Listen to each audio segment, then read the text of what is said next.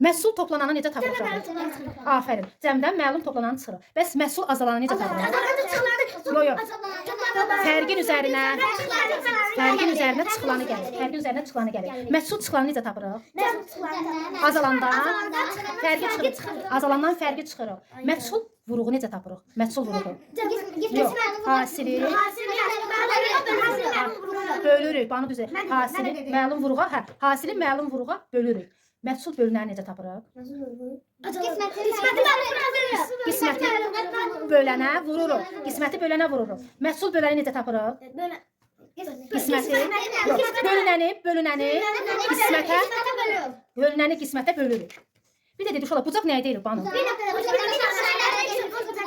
Necə oxuyub bir də burada kör bucaq neçə dərəcəlidir? 91. Aha, iti bucaq neçə dərəcəlidir?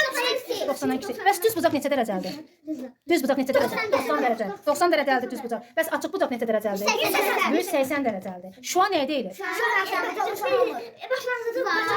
Sonu yoxdur. Parça. Başlanğıcda qışqırmıyor. Sonu da var. Başlanğıcda var, sonu da var. Aha, sonra uşaqlar biraz da sual verək. Uşaqlar, hansı fiqurdur ki, qarşı tərəfləri bərabərdir və 90 dərəcəlidir? Qarşı tərəfləri bərabərdir və 90 dərəcə. Düz bucaqdır, qarşı tərəfləri bərabərdir və 90 dərəcə. Bəs hansı fiqurdur ki, bütün tərəfləri bərabərdir və kvadratdır bütün. Bəs hansı bu fiqurdur ki, qarşı tərəfləri və qarşı bucaqları bərabərdir?